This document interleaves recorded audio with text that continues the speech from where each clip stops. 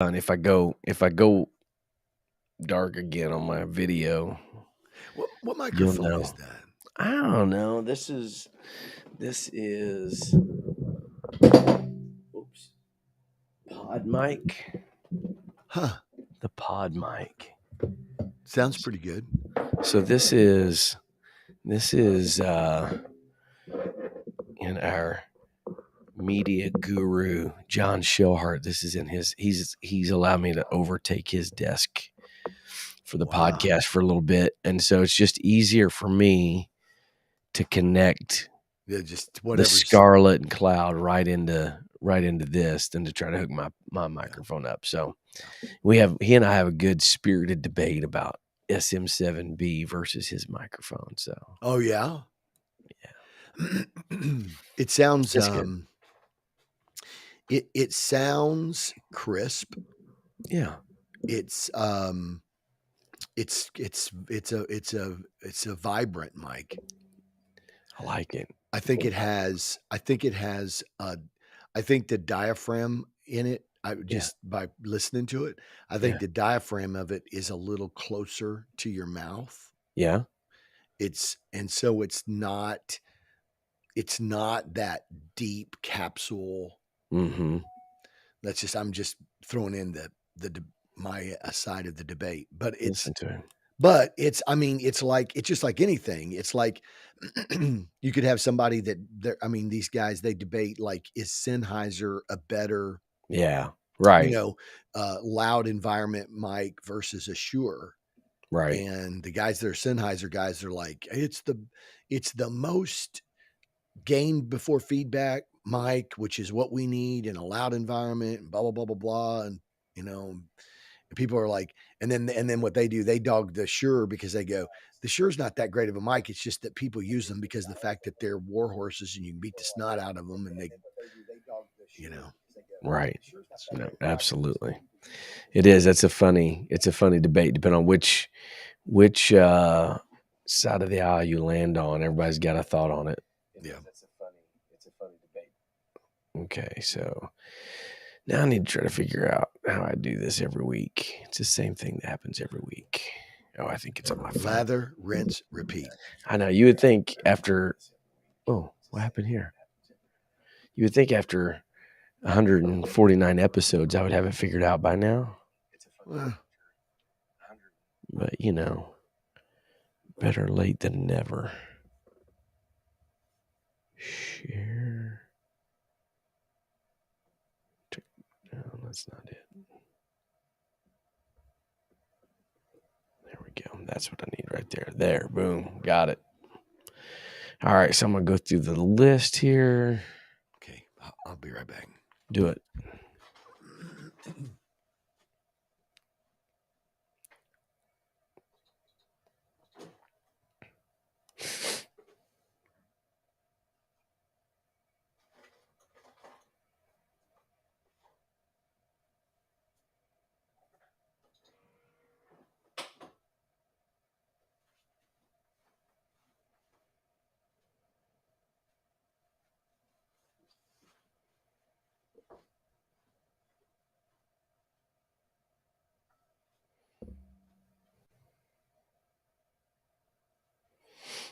All right. Everybody can hit the share button and get that out there. I think I've got most everything. Oh, I gotta do Twitter. I always forget Twitter. Oh, he's got the coffee machine.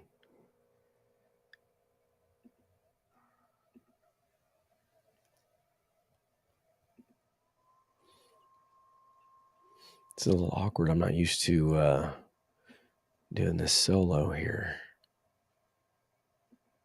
So bear with us. I'm going to go through and do all the retweets and all that good stuff.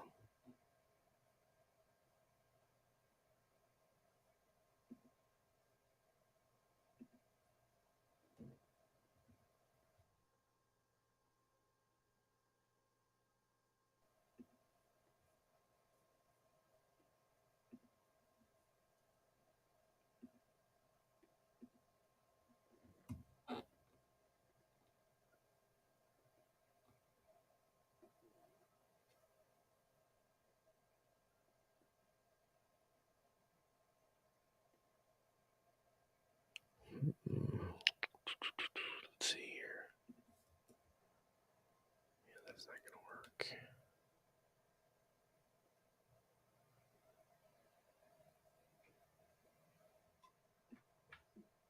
Let's do this here.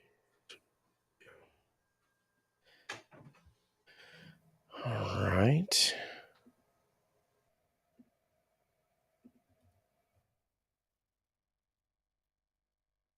It disappeared on us.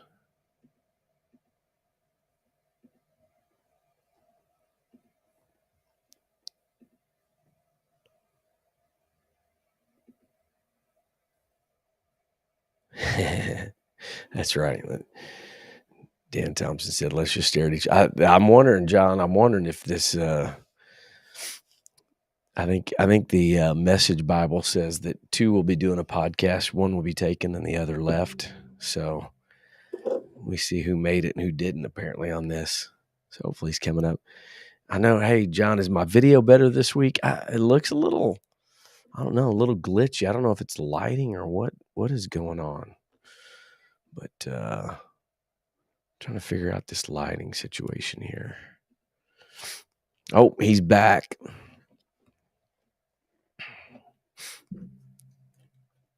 Oh my goodness. He back. John Hummel thought the rapture happened, and I said he thought the rapture happened, and I said it's like the Message Bible says 2 will be doing a podcast, 1 will be taking, the other left. That's the Message version. The Message version. So yes, back and better than ever. Something like that. All right. Well, I'm still recovering from sickness and vacation mode, so today could be kind a little interesting. I think I need to turn down that light. You think I need to turn that light down just a little bit? Let's see what this looks like. Is it a little bright? I think it looks fine. You think so? Yeah. I went golfing. Shocking. I went golfing the other day, and one of the guys that I golf with, I hadn't seen him in a couple of weeks, and I sat down, and I had just, it was about a week ago, so I had just gotten better, and he said, "Wow." I said, "What?" And he goes, "You have been sick, haven't you, man?" And I'm like, "What do you mean?" He goes, "Well, I heard you've been sick." And I'm like, "Yeah." And he goes, "Well, I just tell." I'm like, "How can you tell?" He goes, "Like your face." And I'm like, "My God, have mercy." Yeah, thanks a lot. I can tell you've been sick. Dude, you look terrible. Yeah, look, what is wrong with you? I'm like, "I really feel pretty good." And he's like, "Really?" That's awesome. Okay. That's awesome. You got a little Jim Taxman in your voice right now. Well, I went back to Marlboro. You and me both, bro. I was telling my wife a little bit because she was telling me like, I sound like I've been smoking Lucky unfiltered cigarettes for 20 years, whatever. Roll your own. And I was telling her about Dad used to go, used to do radio with Jim Taxman, right? Mm-hmm. And I remember I was one of your games, I feel like. But anyway, we were traveling and we stopped to eat on the way there, and Jim Taxman had a cigarette in one hand and a fork in the other hand at the restaurant eating. And he would eat and smoke, eat and smoke, eat and smoke. Never went without a cigarette the whole time. That's when they start talking about chain smoker, dude. And that dates me a little bit because that was back in the day when you could have like a smoking section in a restaurant. Remember that? Smoking sections. Man, you know what we could do? Oh, what can we do? I do have a little of that. Yeah, he does. And I can't. Yeah, it's not good. Yeah, you know what we could do? My goodness. Is we could do bless him, Lord. Sorry. Bless him. There's gonna be that all day. We could do a podcast on when we were like teenagers, young adults. The whole thing was like cigarette smoking costs the American healthcare system, costs insurance, costs part of Yeah. insurance costs are so high because so many people get, they're getting lung cancer and heart disease because of smoking and whatever. And yet the other day I read a deal that said that cartridge, is that what they call them in a vape? It's called like a cartridge or Yeah, I think so. something like that. I think that's right. It said that one cartridge in a vape has the same amount of nicotine as a pack of old Marlboro 100s. Ooh. And so Ooh.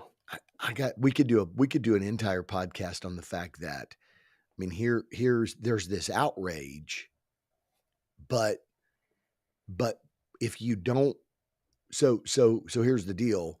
There's the outrage against a problem, but it's not the love for people. Mm. Mm. It's an outrage about the Because if problem. there was, Then they would say, you know what? No, we're not this either. right. Sometimes rules are not legalism, they're love. Mm. That'll preach right there. So the question is, why the selective outrage Right. against cigarettes? Is it just that there was this groupthink momentum that kind of got Exactly what I started to say. Bandwagon. Number one advertising method is the bandwagon approach. Everybody's doing it. Everybody's switching to. Mhm. Yeah, exactly. Because if it was genuinely love, then we would be targeting all of that. And of course, you can't overlook the money factor. But that's it. That's the thing. At the end of the day, I was having a conversation with someone yesterday and we were talking about how that I jokingly said in Life Talks on Sunday, I said, if you really loved your neighbor as yourself, like love the Lord, and the second like to it, love your neighbor as yourself. And he says, upon which all the law and commandments hinge.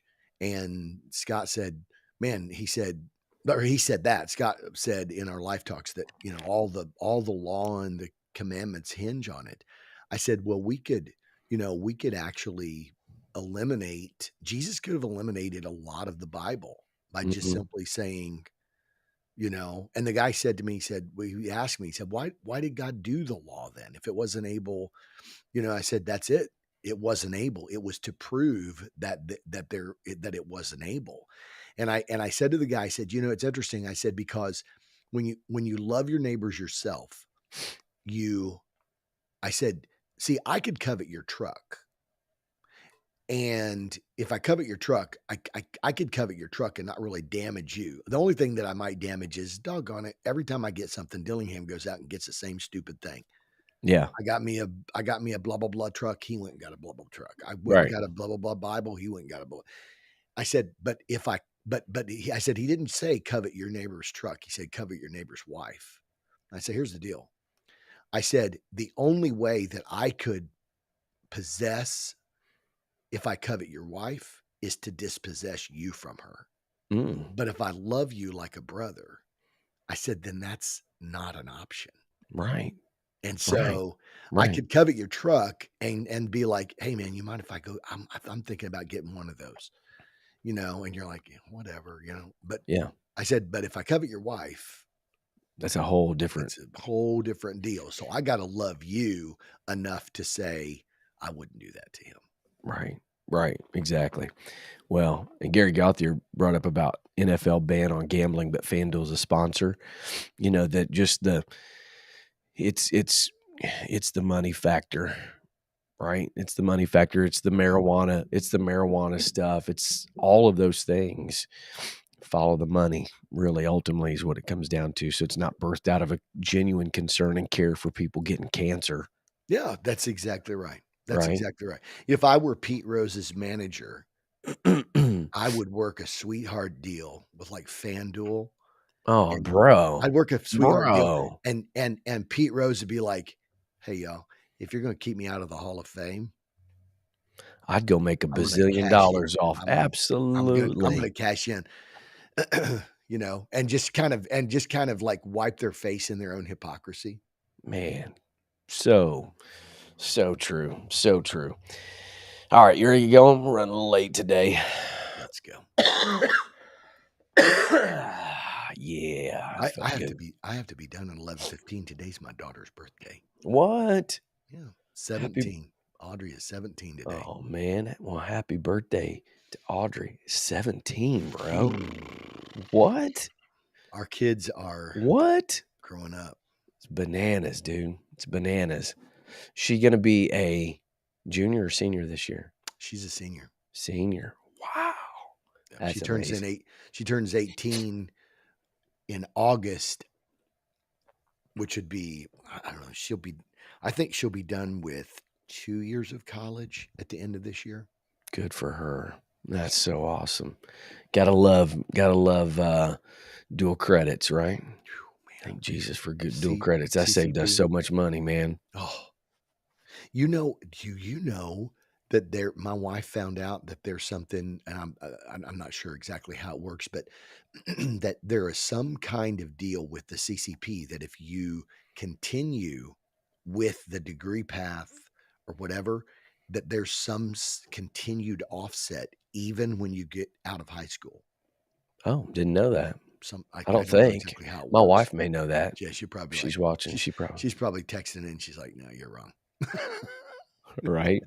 For real. For real. All right, let's get rolling. Here we Three, go. two, one. Let's do it. One more cough. Hold on, one more cough.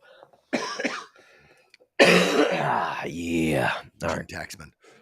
Yeah. Bro, you're gonna hear some today going on. So oh man. All right, That's here we real go. funny. Audrey just texted full fam and said thank you, and I thought, is she watching the podcast? All right, let's go. Here we go. Let's go. 3, 2, 1. Hello, everybody, and welcome to the Mobilized Church Podcast. This is Chris Dillingham alongside my big brother, Ken Dillingham Jr. the third on this beautiful, well, kind of beautiful-ish Tuesday. Both of us recovering from a little sickness. So if you hear the little Wolfman Jack voice going on today, little cough action, Exactly. like, bro, who knows what's going to happen today? It could get real interesting. It could get very interesting. At least, you know what? It's still August. It's still summer. Yeah. I'm still rebuking all of the fall is coming, sweater weather's Oh, devil is a coming. lie. I'm rebuking it. Devil Jesus' is a name. lie. The good news is it's a little cool today, but coming this week, it's going to heat back up again. So it's going to hang on a little summer. So should be good for all the sickness. So I'm battling through. I'm on the backside. Come on, somebody. Of On this the sickness. backside of the desert. My God in heaven.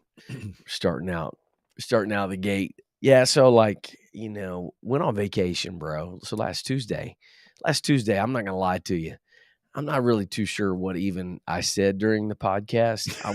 I was struggling, bro. I was really struggling. You were, well, it was that day when it's the day when the virus is trying to overpopulate the city. It was working strong. It was working strong. And then we went on vacation and I kept thinking, man, just I can rest a little bit and I'll be good. And man, it just hung on a little bit. So I'm on the backside of it. I got a little bit of a cough last couple days. Reese thought I was going to die on the golf course yesterday. It was pretty ugly. I had kind of a coughing attack. But I'm feeling better today. We're ready to roll, man. We're doing a podcast. It's a beautiful day. Yes, Jay, I will definitely have the finger on the mute button. If the screen goes black, if you're watching on Facebook Live or Twitter or YouTube, and if screen goes black on my end and the mute button is hit, just know I'm having a coughing attack. But I'll be back. We're ready to rock and roll today. So we've already had a lively pre-show. Talked a little bit about Jim Taxman and Marlboros and vapes and marijuana. Yeah. Like we brought it all in today. We don't do any of that stuff. It's just you just clarifying that. Yeah. Somebody recently said, "You guys need a 10-second delay." I'm like, what is that? Was that your wife or my wife? No, it was somebody being generous. Being what? Generous. Generous? Yeah, Yeah. well, they're not With their wrong. generous with their ideas. Like social media. People are so generous. Yeah, absolutely, absolutely. We're glad to be here. Appreciate everybody jumping on today. Yeah, there's your wife There chiming it in. is. Yeah, my wife is probably not watching today, so that's a good thing. That's a good thing. So, Hmm. happy birthday to Audrey, number Mm-hmm. Audrey, 17. big 17. Isn't that crazy? Dude, wild, man. It's absolutely crazy. So we are looking forward to a great podcast today. Appreciate everybody being on today. And you can hit the share button. Right? I think that'd be a good thing. Hit the share button. Hit share. I love Jay Jones said, when I want encouragement, I get on social media. Oh Lord. Yeah. Oh, Yeah. Thanks, Dan Thompson, for the reminder. You guys are old. true. We already know that. Yeah. That's like, that's like saying red roses are red. You know what my wife did? Yeah. For my 50th birthday, my wife signed me up for ARP. Did she? AARP. She probably wanted the advantages, but then it was sort of like Well, it was a two-edged sword for so her. what her justification was that you get great deals with See, AARP, you and get you great don't deals. have to really be 50 to do it. Like, you can be any age and join it. Now, I will say this. So my introductory gift from AARP. Stop it. No, seriously. God, I got so many things in my head what it could be right now. A No. blood pressure No, cutoff. no, no, no, no. It actually was really awesome. It was those, um, like little packing things for your suitcase where you put your shirts and whatever Yeah. in the deal, and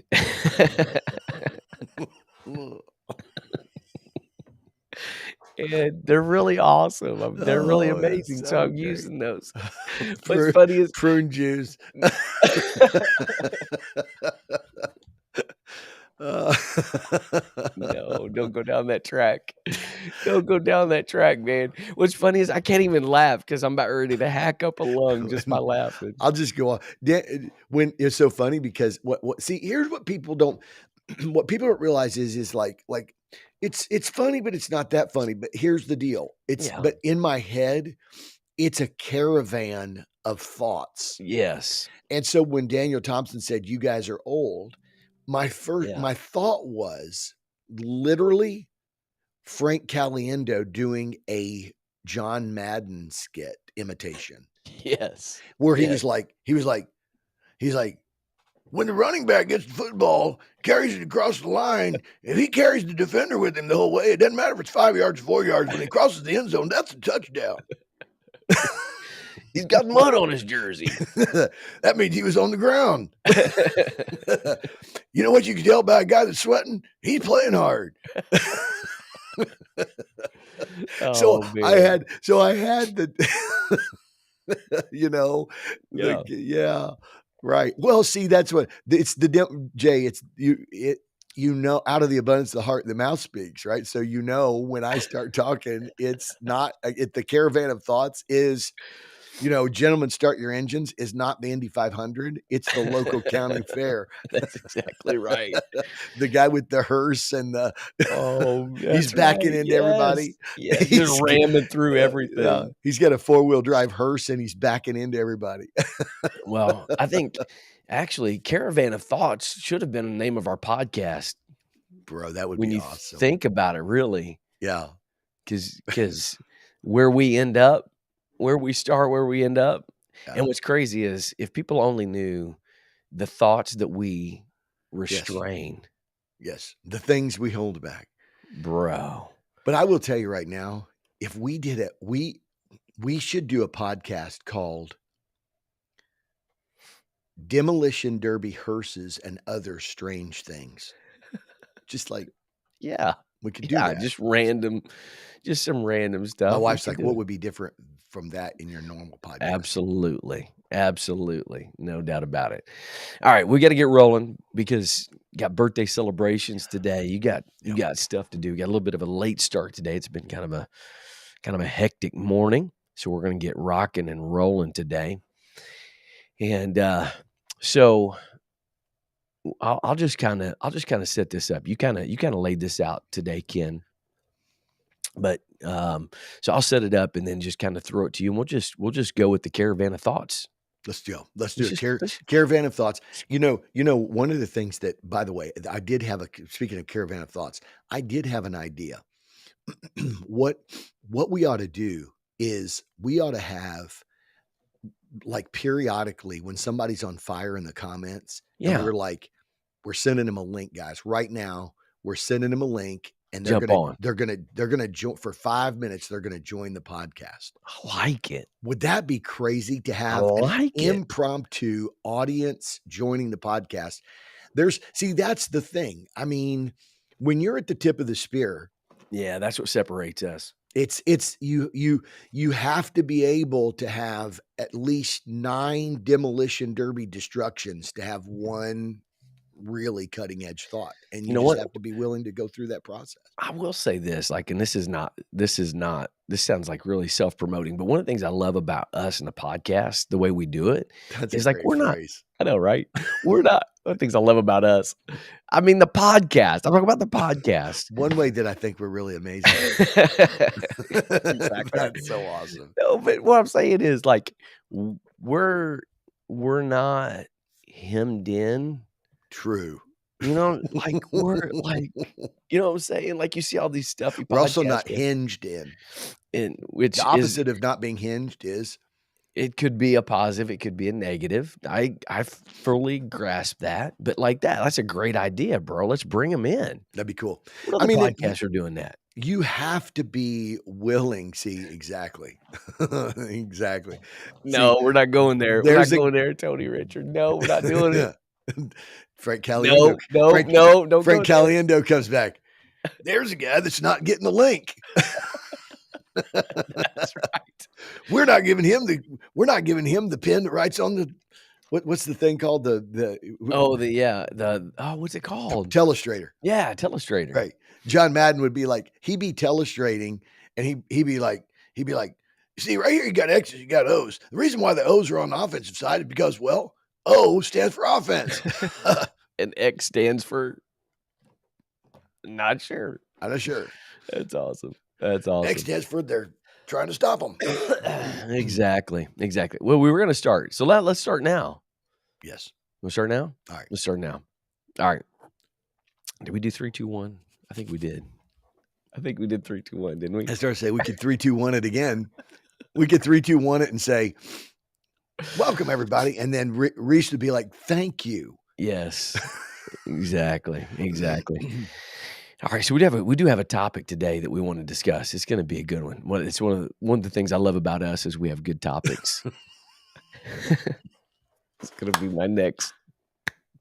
That's going to be our line. What I love about us. That is so. You know what's awesome about us? That is so awesome. I just sounded like Herman Munster in my laugh. Oh man, this is horrible. That is so good. Herman Munster. We're getting encouragement from people who are like, you might want to do 3, 2, 1 again. No doubt. Oh, heavens. All right, so the conversation today is built around this idea about John 4, the John 4 model of the mission, right? Mm-hmm. The John 4 model of the mission. Mm-hmm. And so you asked some questions today, and I'm just going to I'm going to throw this out here. Okay. And then we'll just kind of use this as the launching point of the conversation. Let's do that. What if, so here's a question you asked today that just got my mind just stirring like crazy, bro. Started early today, got my mind going. What if pure biblical systems facilitated and served the reproduction of the John 4 model? What if instead of the institution being the engine, the woman, this is the statement that got me. Okay. What if instead of the institution being the engine, the woman at the well was? What if the fuel for the engine wasn't guests, but transformed disciples? So let's just kind of start with that. What are we talking about? when you talk about the John 4 model, right? Mhm. Facilitated and served the reproduction of the John 4 model. What are we talking about with that? Well, in this context, I think we're what we're really kind of sort of uncovering is this idea that when Jesus basically first revealed, like, when he first really kind of revealed, I think in I think the argument could be made that in Luke chapter 4, Jesus was, letting people know that he was the Messiah. But beyond that, the first real recognition that, like, the mission is underway was, the woman at the well. Yeah.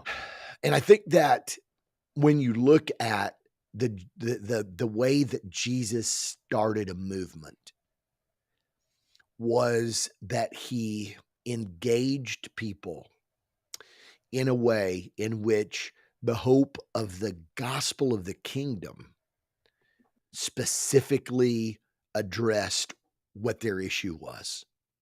That Right. Jesus came to people and said, "I've come to bring to you the hope of the gospel of the kingdom. The kingdom of God is with men."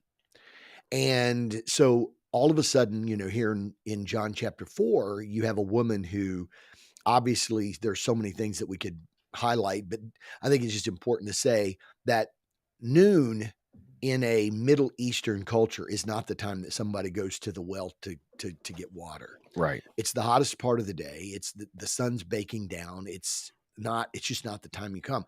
And so why is she by herself? Yeah. It's a dangerous region of Israel.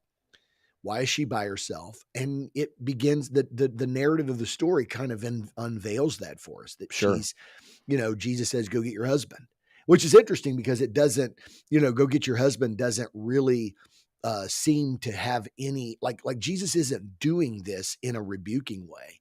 He's doing this to sort of get her to open up to what some of her hangups and what her tensions are.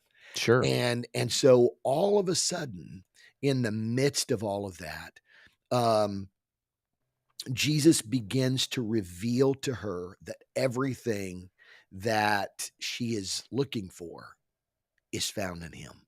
Yeah. That he is her answer. And he's not trying to convince her of that. He's not trying to grow a church. Jesus is basically pulling back the curtain and causing this woman to realize, "I'm bringing the kingdom to you, and everything that you've needed is here available to you right now." And when she realizes this, she says, "This I've got a lot of people that I know that need to hear this too." Yeah. And so rather than sitting there consuming this for herself, she goes, "Time out. Stay right there. I'll be right back." Goes into Samaria and says to the people, "Come see a man that knew everything about me, told me everything about myself, and brought me to a place of hope. You need to come check him out." Right. And when Jesus, and in the meantime, the disciples have come back and they said, "Hey, Jesus, here's your Big Mac." And he's like, "Yeah, I've already eaten." And they're like, "Who brought him food?" And like, they're confused. And he says, it's meat to do the will of him that sent me." And he says, "Look, say not that there are 3 months and then comes the harvest. The fields are white already to harvest." The problem isn't the harvest. The problem isn't that, there's just not a lot of people that don't want the Messiah or the kingdom or the gospel. No, he said the problem are laborers. And so all of a sudden, when they look, the fields that are white to harvest is the entire city of Samaria that's coming out to meet Jesus. Right. And this is the way that Jesus created movements. Jesus transformed people's lives. Jesus brought them face to face with the hope of the gospel, and those people went back and became movement makers. And so, and I think that when we look at, so when we start talking about, that piece, the John 4 piece, because then we could get into the second piece of the question. But I just want to settle in on that right now before we talk about, well, what's the difference between guests and transformed people and all those things.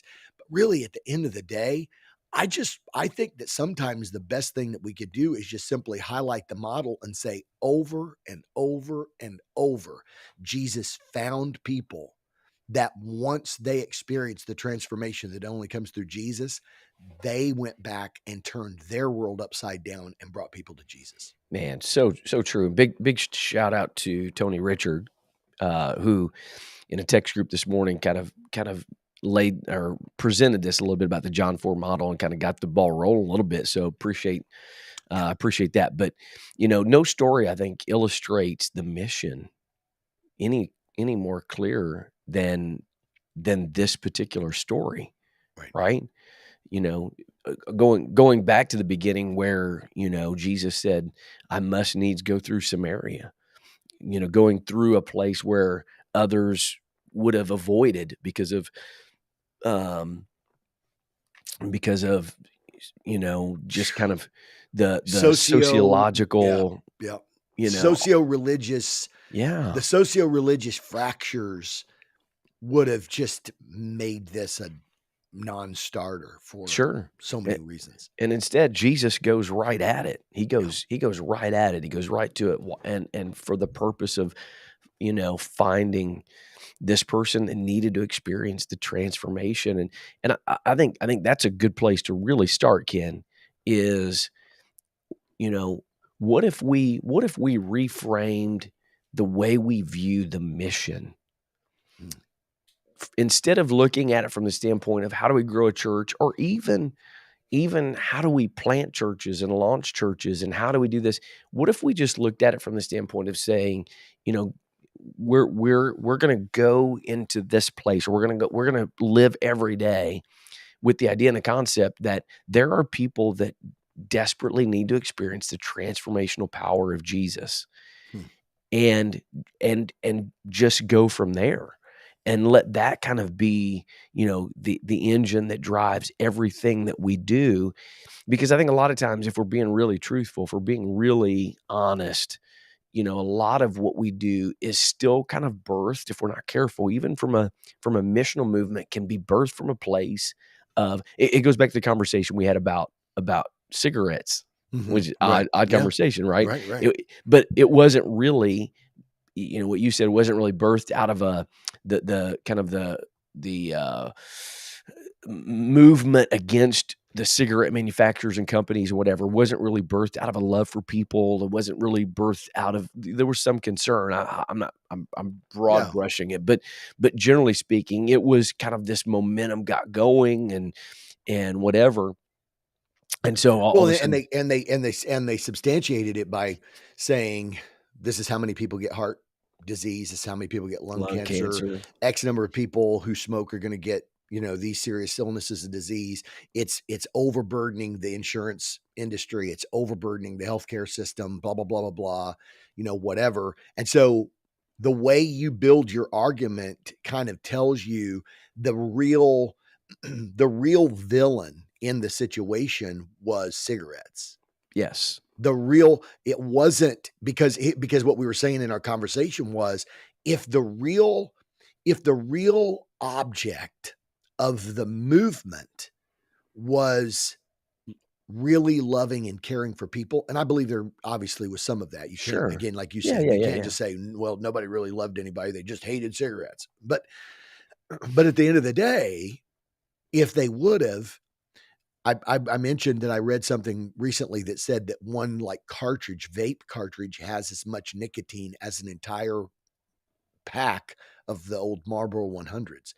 And so if you really loved people, you would say, well, now you got kids today that are vaping and you're like, okay, well, at least it doesn't have all the tar and all the dangerous toxins and whatever. But it's like, yeah, but they're pumping this addictive chemical in their body. It yeah, right? It's yeah. so the deal is it, like, if you do you really love people? Yeah. Yeah, and that's, yeah, even people that are churches and people that are missional, if we're not careful, sometimes that can kind of replace church growth or whatever, Yeah. versus Jesus was driven and he was motivated by loving people, genuinely loving people, and wanting to see people that were the forsaken, the forgotten, the people that had made a lot of mistakes and messed up, the people that didn't seem like they had a lot of potential.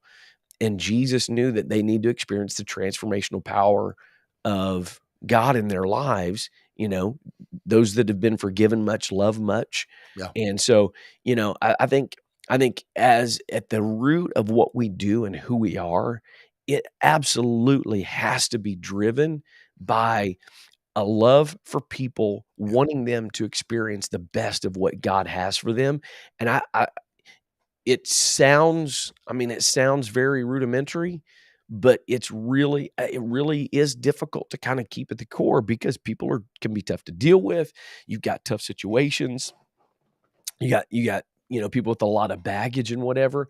But bro, that is the fuel of the fire. Transform people. That's the fire that will help us reach our world, not just people excited about our church or people that genuinely experience the transformational power of God. So critical. Yeah, yeah, exactly. And you know what is so interesting about that is Jesus doesn't posture himself as being like countercultural. Like Right, right, right. Jesus wasn't like this countercultural anti-establishment, movement maker that was like, you know, he addresses the issue where the problem is. Like he addresses where they say, he says one of the commandments is honor your mother and father, but you say what they can be profited by me, I've satisfied that. And he said, and in doing that, you've actually taken the teeth out of the commandment, and Yeah, you've made the commandments of men more powerful than the commandments of God. And by doing such, you've taken out the ability for it to actually do why it was instituted, which is to bring people to a place that say, I've got to love my parents. yeah, It's not, oh, I've satisfied the commandment. I mean, it's interesting when you yeah, see how Jesus, like we were talking about earlier, when we were talking about love your neighbor as yourself. And if you love, so like we were talking about, why does Jesus say don't covet your neighbor's wife? Well, because if I covet their house, I could go build a house like them. If I covet their car, I could go buy a car like them. But if I covet their wife, the only way that I can have what I'm coveting in that context is to dispossess them from their wife, which is exactly what Nathaniel comes to David when he takes Bathsheba. And what does he charge him with? There was a man who had one lamb, yeah. and there was another one who had an entire flock, and he went and slew the one lamb from his neighbor, the one Right, beloved lamb. right. When you coveted your neighbor's wife, you basically dispossessed him of something that was the most valuable thing in his life. Why? Sure. Because you cared about yourself more than you cared about him. Whoo, man. So you have to love your neighbor as you love yourself. And so I think that's where when Jesus flat out hammers this point, I think he's hammering the point that basically says the view needs to be about others, not yourself. Yeah. So Jesus isn't looking about like, how does this affect the movement that I'm trying to create? How does this affect, Mm, right? How does this affect the future of this, of the church that I'm trying to build? No, he doesn't even think about that. What he thinks about the future of the church is he thinks about the disciples. The reason why he rebukes the disciples when they're on the storm tossed boat is not when he says, "How long shall I be with you?" Is not Jesus isn't thinking of himself. Jesus is thinking about, you guys need to understand, I'm not going to be here forever. I've right. committed this to you. I'm if I were going to be here forever, then I could set myself up as the sole hero of the story, and I would be the only hero forever and ever. But because of the fact that I'm not going to be here forever, I've come to be a hero maker. If you're going to be a hero maker, then all of a sudden it can't be about you. It has to be about them. And so I think that when you look at churches and like you just said, if you've got a church where people are or leaders or pastors or whatever going, well, we haven't grown. We thought we'd be bigger than this by now. We haven't. And when they look at their lack of effectiveness, if they look at the lack of effectiveness and this is the problem is the old scorecards Yeah. are often very centered around broken models. So if church growth is a scorecard that's reflective of a value, then the value is we want to get bigger. Yeah. And so what happens is so what does God do? God will even use our broken paradigms and our own dysfunction to cause us to realize there's a problem. He says to the woman at the well, go get your husband. Well, I don't have a husband. You're right. You've had 5 and the one you're with isn't your husband. Jesus isn't doing that to put the smack down on her. Jesus is doing that so that he can pull back the layers and say, okay, now let's talk about what you need. So, Right. so Chris, when Right. when we first started this journey, it was for me, it was the fact that our scorecard wasn't reflecting what we'd hoped and thought it would be.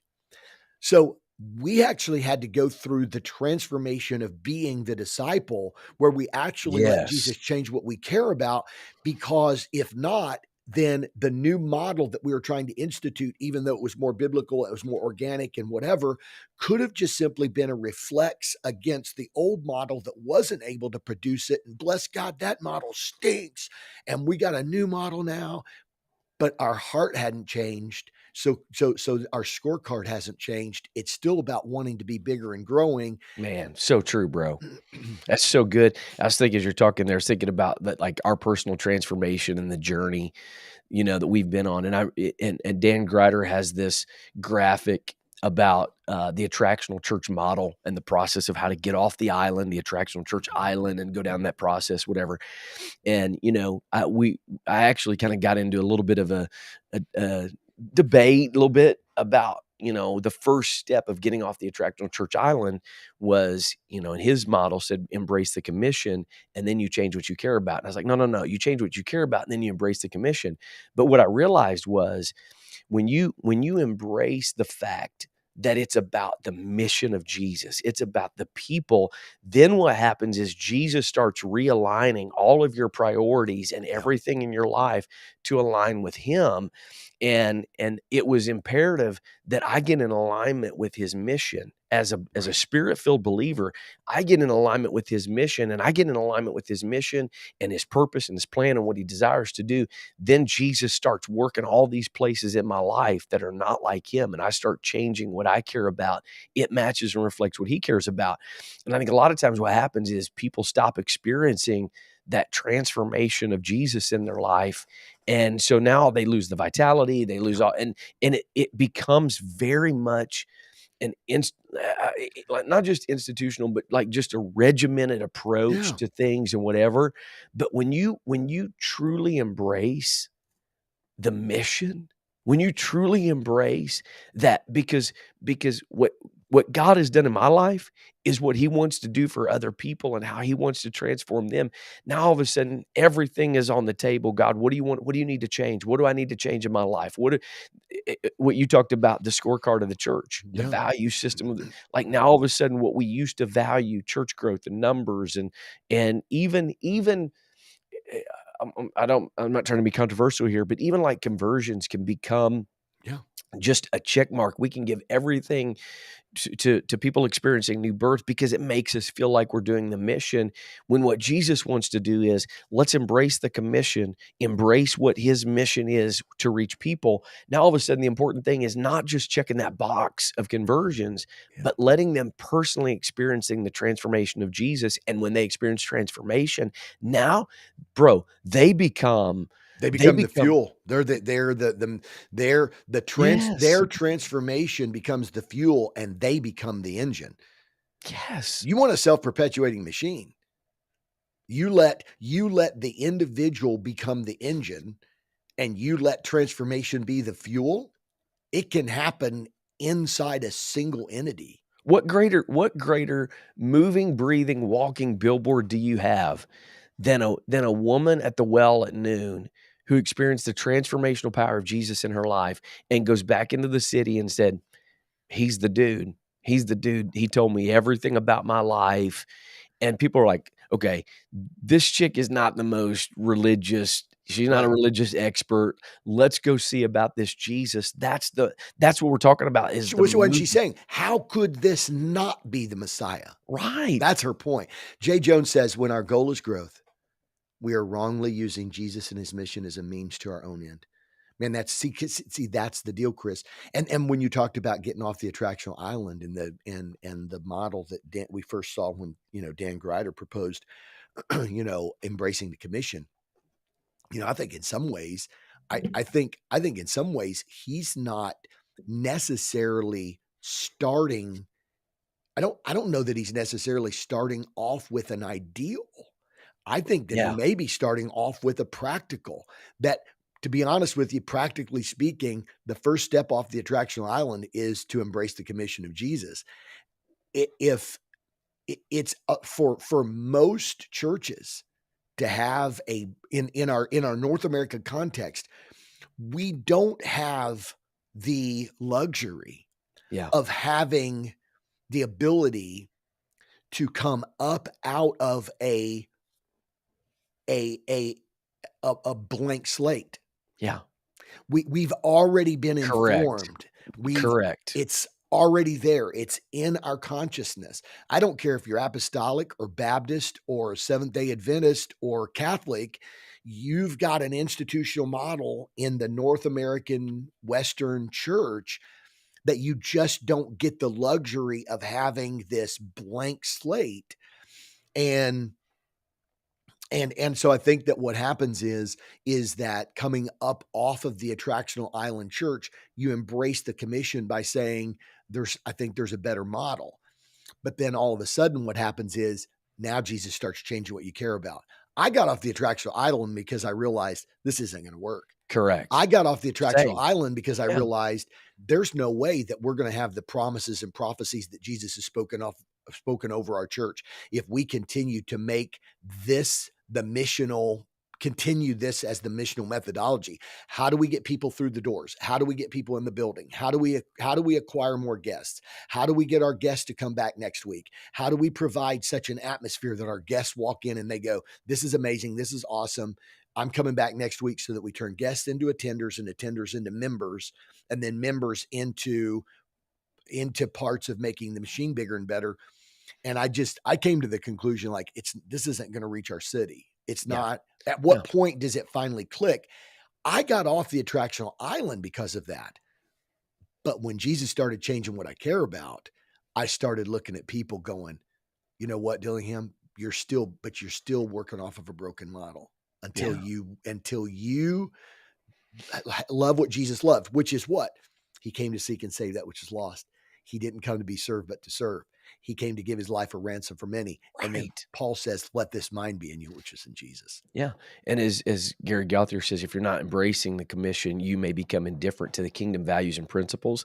And I think that's so true. When you understand the heartbeat, why did Jesus come? He came to seek and to save that which is lost. When you grasp that piece of it, now all of a sudden there is that vitality that comes. And now it's not about just fulfilling duties and obligations, doctrinal things that we believe and whatever. It genuinely becomes, I want to be like Jesus in every place, in every area of my life. I think one of the transformations that needs to happen, Ken, as you're talking there is I do believe that as apostolics, we believe and know that when people come to our services, they're going to encounter the power of God.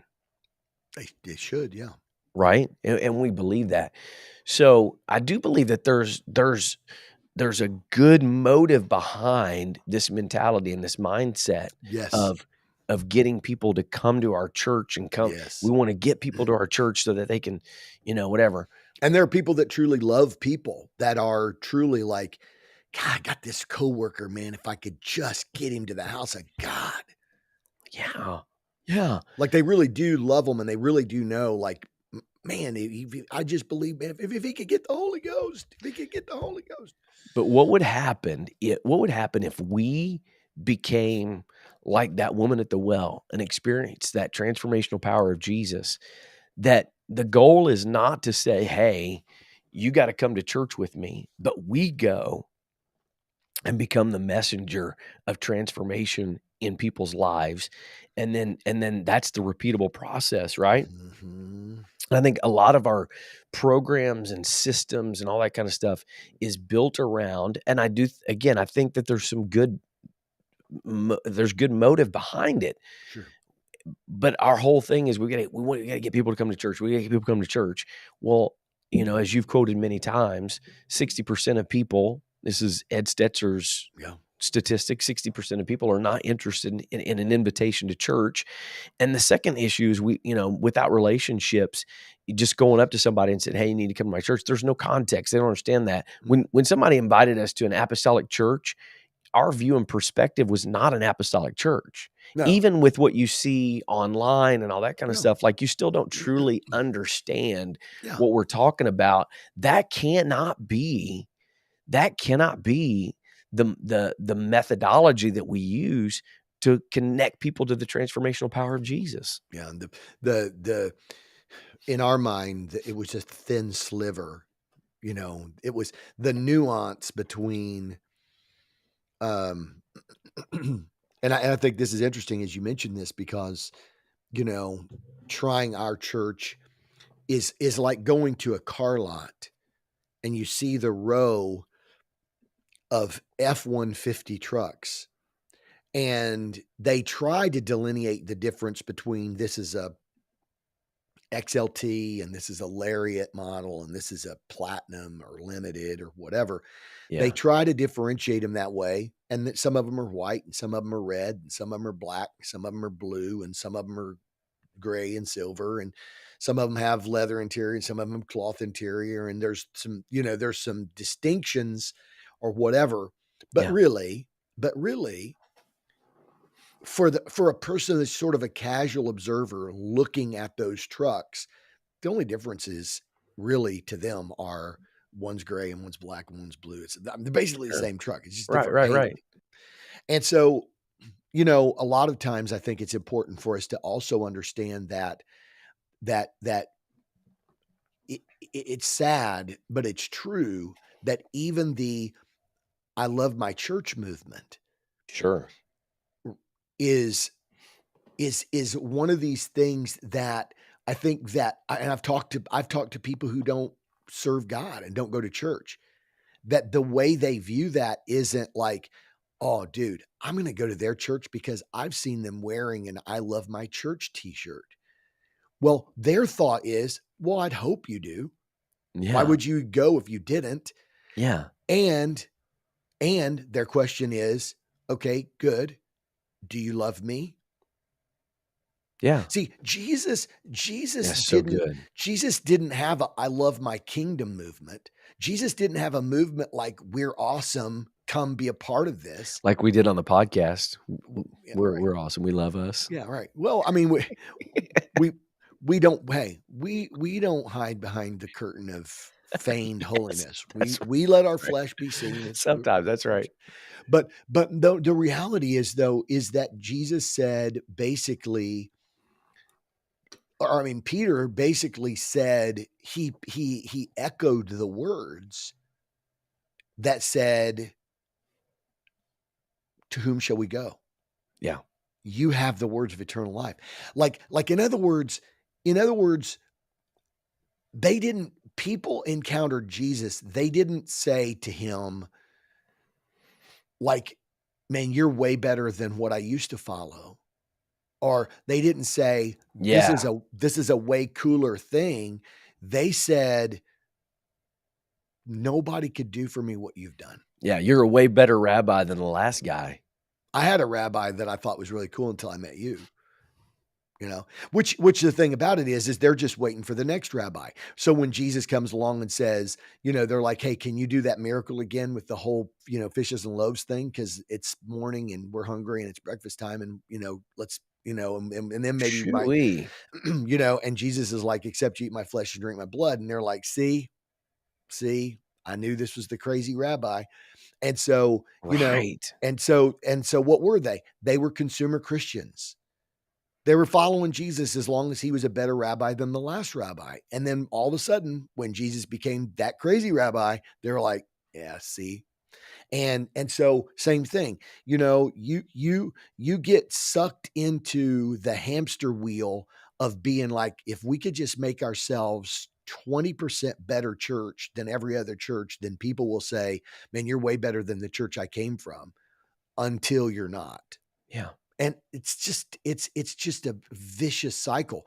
What would happen if we had a culture where, like the woman at the well, we said, this dude transformed my life and showed me where to get living water. And people are like, I need transformation. Can you show me where the living water is? And they're like, yeah, like the living water is still out there sitting at the well. Come check him out. You don't need a t-shirt for that. Right. She's the engine and She's the transform. engine. And now, well, here's the deal. Here's a crazy deal. She's the engine and transformation's the fuel. And now there's 500 to 1,000 people who are now going to be engines. When you talk about an 8-cylinder engine, Yeah. it's like a 1,000-cylinder engine. And the transformation is, listen to this, the transformation is the fuel. And if the Spirit is the mechanism of transformation and Jesus puts the well in you, you got, not only do you have the engine, but you've got a perpetual gas station. Shoo-wee, bro. Think about that. I mean, that right there is the be the disciple, make the disciple model right Oh there. my, I'm putting the well inside of you. So you have what brings vitality and what brings life. You don't need external sources. yeah, I'm putting it within you. Let that well produce the change and the transformation in you, because that change is not going to just, you know, all the transformation that she needed didn't just happen in that one moment. But Jesus said, I'm going to put yeah, that well in you that brings that vitality and that life. She's always going to have a story to tell. I was thinking as you're talking there, again, just thinking through the ministry of Jesus, the man from the Gadarenes, I yeah, want to go and be a part of your crew. And instead, what did Jesus say? No, let your life yes. demonstrate the transformational power, the work that I've done in your life. Let that be the example to the people around you. They know you best. They're the ones that tried to put you in chains. And now they see you clothed and sitting in your right mind, having a conversation with Jesus. Like, it, there's Jesus wasn't willing to sterilize him, Chris. right. If he takes, Your greatest missional effect is going to be in the people that know you best. if he takes the man from the Gadarenes and takes him to Bethlehem, which we've been there, like I mean, the Gadarenes is in the northern part near the Galilee region. Yeah. You have to go down through Jerusalem and then south of Jerusalem to Bethlehem. It's sort of the other side, like it's two different opposite ends. You take a guy like Legion and you take him to Bethlehem, and all of a sudden the people in Bethlehem are like, okay, you're a Jesus follower, Do we even know that that's true? you know? Do we even know that that Yeah, happened? How do you know? but if he goes, but if he is able to go back and now he gets saturated with transformation, and then he saturates his area with a living witness, then so the cool thing about it is, I guess as we really look at this kind of thing, is to say, the power is in placing transformed people back into those areas where it becomes very much evidenced of the power of transformation, rather than let's be honest, okay, the institutional machine basically relies on, we need, the thing that fuels us is guests. Yes. The thing that fuels, if the Yes. mission, if the missional engine of the church is the sort of the institutional brick and mortar sort of machine, then guests are the fuel. And if and we know that's true. We know that's true because the church growth gurus say the way that you grow is the more guests you get in, the more guests you retain, become members, and that's the way the church grows. Right. We're not making this stuff up. Like we're not making, and we're not trying, and we're not trying to make pejorative statements. Sure. We're just Right. simply saying, there's a difference between this engine and what fuels it, and there's a difference between this engine and what fuels it. Absolutely. Absolutely. And I think again, going back to the whole point, if we love people like Jesus loved, if we embrace the commission, he'll change what we care about. We'll start loving people like he loved people. Yeah. And them experiencing transformation and experiencing what God has for them becomes the top priority. And I think this is so important, Ken. I really do. I think this is so critical and so important as believers. So we're talking, primarily believers that are listening to the podcast or watching us on Facebook or YouTube right now, or Twitter. Or unbelievers who need to know, like, Well, so I was going to say was like primary, right. But to those believers, okay, yeah. what we're saying is we've got to embrace the mission of Jesus and love people like Jesus loves people, Yeah. because and believe that the transformation that he has for them Right. is the best thing that will ever happen Right. in their lives, and it's the eternal plan of God for them. Because I think this is critical, Ken, because Jesus was not afraid to have tough conversations with her. He was not Mhm. afraid to do hard things, to go to difficult places, to go to places other people wouldn't go to. Why? Because of his love for that woman. Mm, Because he wanted her to experience the better way. that's it. And a lot of times what happens is if we Yeah, don't yeah, let yeah, yeah. Jesus. Jesus wasn't just trying to create a movement. Right. That's still the broken. When we're looking at it, when Yes. we're looking at Jesus talking to the woman at the well, and we say, see, that's a better model. Like, we're still looking through somewhat of the lens, it's still a comparative analysis against a dysfunctional model. And Jesus that's not even in his head. Jesus goes to the woman at the well because he loves her. He loves her. He wants her to experience what he's made available Mhm. to all people. People that were, you know, who violated the law by becoming, mixed with unbelievers and the sociological, Yeah. socio-religious issues and all that kind of stuff. Yeah. This Somebody who mountain to worship, that mountain to worship. There was confusion in her head. somebody who had serious moral issues, and Jesus loved her enough to say, "I'm gonna go to you because I want you to experience the transformation."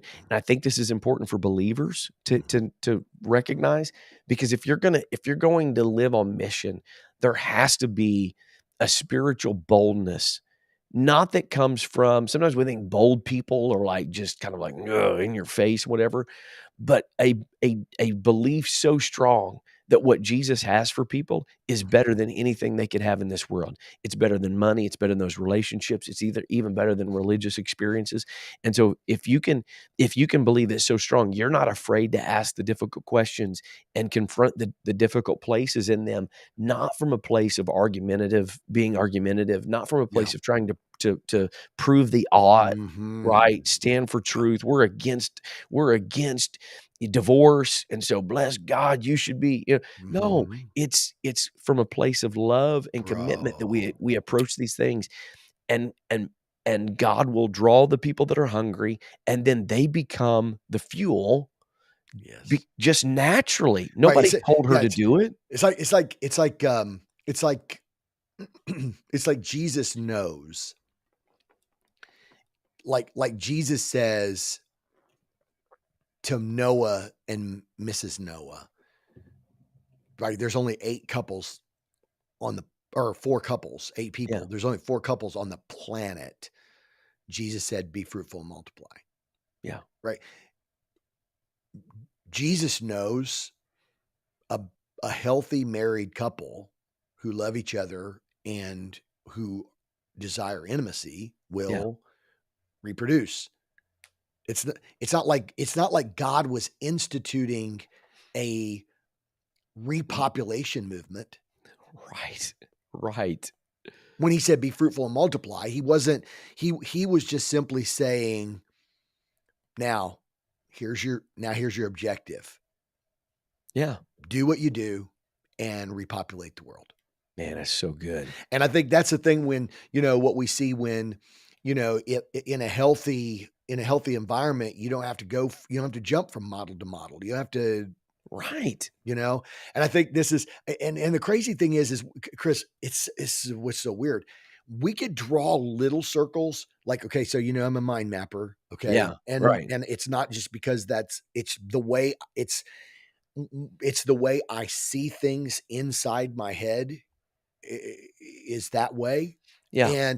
And while you were talking, I literally saw myself drawing a circle around one piece inside the North American institutional church model. And here's what it was. Okay. When your experience about the church is almost exclusively viewed inside the context of the closed network of believers. Yeah. So I saw a circle around a person saying, the church is broke, everyone's a hypocrite, blah, blah, blah, blah, blah. Yeah. Okay. What is that? What is that a response to?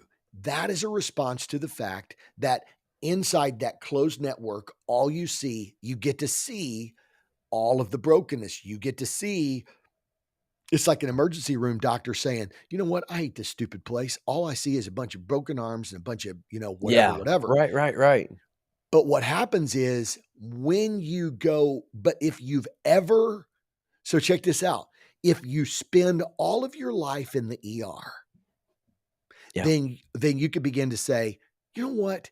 Why do we even have hospitals? God, these people are all, look at them. They're just a bunch of drug addicts that are overdosing. It's a bunch of people that are, somebody's, got shot. Oh, here I am working on somebody who got shot. Well, why did they get shot? Well, I'll tell you why they got shot. Because they're a daggone gangbanger out here at 2:00 in the morning, and it's a rivalry situation or whatever. Yeah. Here's a crazy deal. Until you've ever come up, dude, I feel so Holy Ghost right now. Until you've ever experienced what I experienced and my family experienced driving from Lufkin, Texas on the way to Texarkana. Mm-hmm. And we're on 59 before they made it a divided highway and 70 miles an hour. And it's like a 4-lane highway, but it's like a 2-lane highway, but it's got 4 lanes. Okay. And you're driving down the road and you literally watch it happening.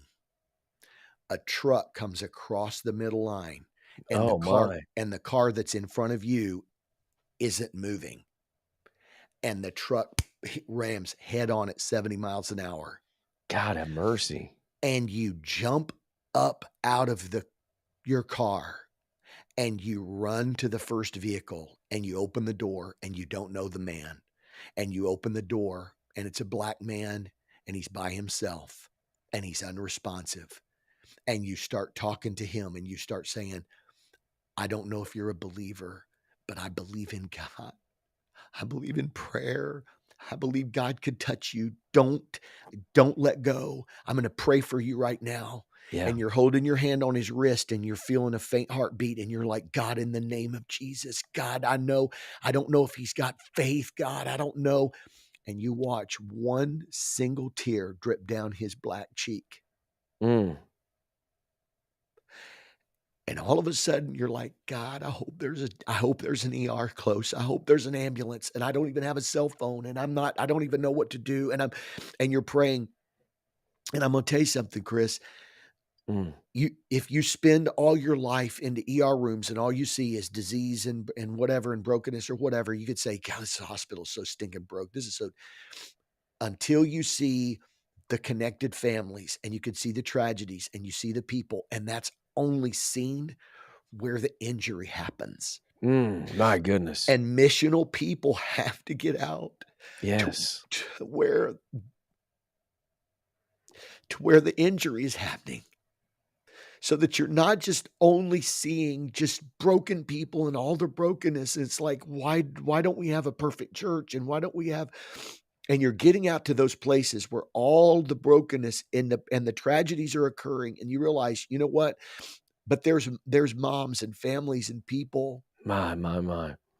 that are surrounded and connected, and this is Yeah. somebody's son, and this is, and I'm thinking of this man, and the policeman looked at me, and he's thinking he thinks I'm like an EMT or something, or he thinks like because I'm the EMT shows up, and he's like, you give him chest compressions, and he had a breathing bag, and I'm giving him chest compressions. I'm like, God, in the name of Jesus, and I'm like, and we're loading him up to the ambulance, and my kids are in the car crying, and my wife's like, are they taking, I don't even know where they're going, and I'm getting in the back of the ambulance, and I'm in the back of the ambulance, and they shut the doors, and my wife doesn't even know. She gets out of the car to get in the driver's seat to she's just going to follow the ambulance, and I don't care if they drive 80. I'm driving 80. I don't know where my husband's going.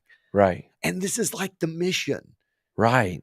This is like Right. I'm on the road with my family driving home, and we've got our luggage, and we got all of our stuff, and my wife's like, I guess I'm just going to have to follow the ambulance. My goodness. My goodness. So what happened? Well, the thing was, finally, the other EMT guy gets there, and he's like, sir, who are you? And I said, we were in the car behind the guy. I just, whatever. And and of course they hooked him up to a heart monitor, and all that. And I stayed there for a while and whatever. And finally, the guy said, "Hey, we're going to take him to the hospital. You can get back to you can go back to your family." And Goodness. I don't know. I hope he survived. I hope he lived. Man. But that's the deal. And I love the way you set that up. It's easy to, make a lot of proclamations from inside Uh-huh. inside the house. Right? We should do Inside the this better. We church. should do that better. How do we get injured people in here? How do we get broken people in here?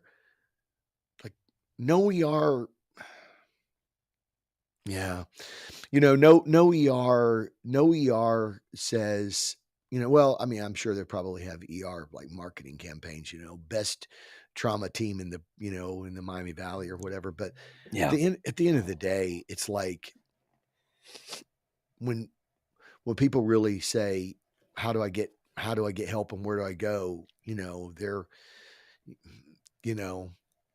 Yeah. Yeah. The love motivation. That's the whole, I think that's the whole key, is the love motivation. Go to where wow, look at Gary. Read Gary. God, Gary's so smart. He's so intuitive. Look at his statement. yeah. Yeah. How many people were worried about the day being messed up because of the traffic backing up, right? The inconvenience. How about the day being messed up by the guy who's just driving along? And here's the deal, bro. Right. There were Christmas packages in the back of the truck that crossed the line. No. They were on their way to Christmas. I never even got to see them. I didn't even see that other family. There were Christmas packages.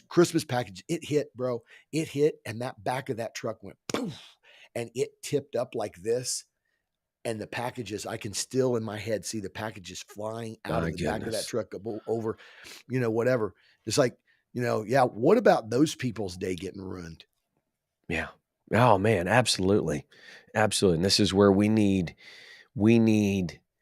the transformation. We need to embrace the commission. It's God wants the woman at the well. God wants the man that you were there, right? He wants them to experience the transformational power of God in their lives.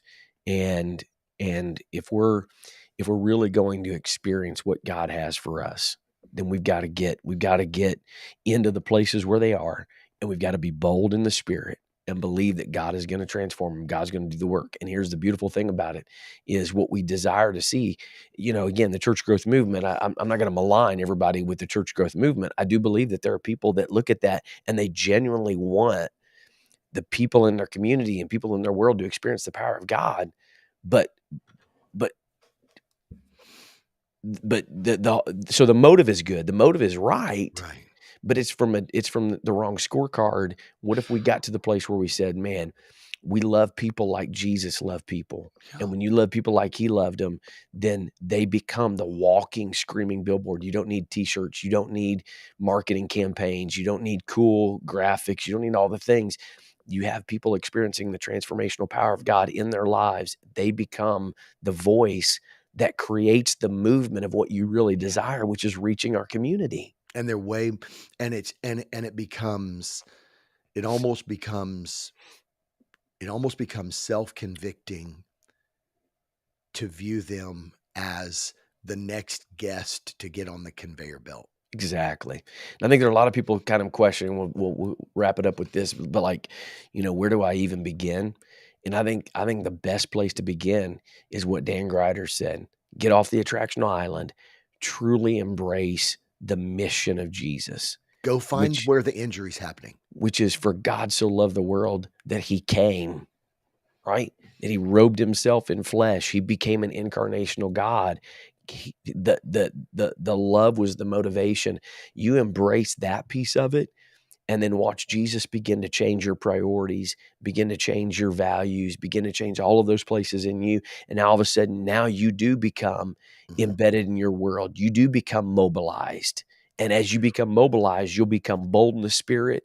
You'll see God transform people. But it's got to come back to that place of really embracing, why did Jesus come? He came because he loved. Imagine Jesus, whether consciously or subconsciously, is saying to the woman, when she says, like, I know it doesn't make sense to us sometimes when we go, what is this thing where she says, a man that told everything about me? What if Jesus was doing the Genesis process when he goes, lady, I was there when you went from, I feel the Holy Ghost so strong today. I was there when you moved out of your first husband's house, and moving into your second husband, and thought, what am I doing? I was there the third and the fourth. I was there when you finally gave up on marriage and just moved in with this dude and say, I hope he treats me better. Yeah. I was there when you sat there in confusion, wondering, do I go to this mountain or do I go back to Jerusalem? Survival. How am I going to survive? I was there, lady. Right. I was there when, that's why Jesus could say, you worship you know not what, because what Jesus is saying was, I was there when you were wrestling with the confusion. I was there with you when you were wrestling with the confusion of, is this the better doctrine or that's the better doctrine? Listen, can I tell you something? I've come to give you the well that you've been looking for all along. I know what you've been so wanting. Good. And she's like, this guy knows me. He gets me. He was there. He was there. He was there when I was abused. He was there when the injury happened. He was there. Take Jesus to the wound. My goodness. So good. Jesus took Jesus to the wound. He did. He took Jesus to the wound. So good, man. So good. Well, we went a little bit along and infringed on Audrey's birthday party. So sorry, Audrey. Hate that. We'll, I'm sure Dad will make it up. We'll make it up. Yeah, make it up for us. So appreciate everybody jumping on today and being a part of the conversation. A lot of great conversation comments, Ken. Again, really appreciate all of those, and appreciate everybody just hanging with us, being with us, kind of fighting through a little bit today, but we made it. We made it. We had one coughing attack, but we made it through it. That's all that matters. So appreciate everybody. Thank you for being a part. Look forward to coming back to you next Tuesday around 10 o'clock. Until then, go live mobilized. God bless.